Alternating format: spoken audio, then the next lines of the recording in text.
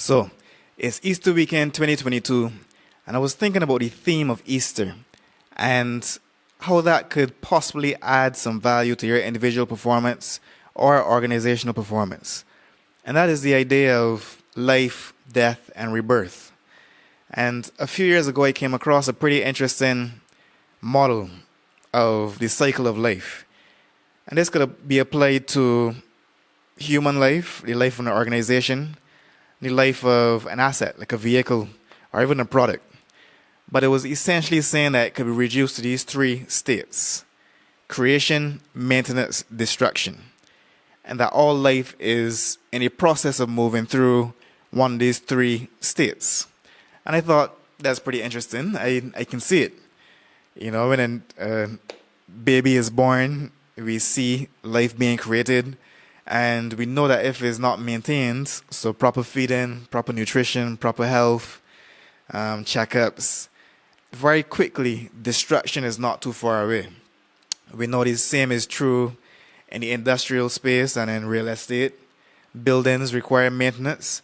Otherwise, they fall into a state of disrepair and destruction. And after destruction, the only thing you can do is rebuild, back to creation again, right? The same is true in your organization. Let's say you've created a winning culture. If you don't allow those standards to be maintained and you don't fight to establish what is acceptable and what is not, very quickly things can slide, things can slip. And before you know it, as a leader, your organization is looking in a way that's unfamiliar.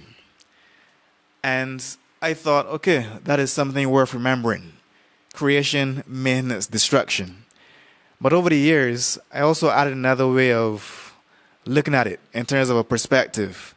And that was the fact that there are times that it's probably in your best interest to allow elements of your life, of your organization, not to be maintained and to be destroyed. Because it's very difficult to create the next best version of ourselves or our organizations when we're trying to maintain a status quo. So in the context of continuous improvement, there are things that we can always find that we should let go. We should stop doing it. We should not try to sustain or maintain this anymore because we want to create something better. And, you know, in my personal journey of leaving my job, full-time job in engineering, to pursue a path of entrepreneurship, human performance, leadership development, I had to stop maintaining life as I knew it. Financial life, the time, the structure, how I spent my days, that was let go. And room was made to create something new that required maintenance. But then this is the little nugget that I really want you to keep. To avoid maintenance inevitably sliding into destruction, and in reality to create growth, we really have to be thinking about, for the things that we want, how do we then slide from maintenance back to creation?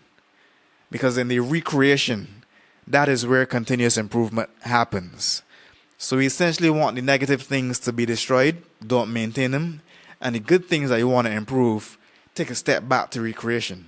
So this was good and we maintained it, but now how can we make it better? How do we take it to the next level up?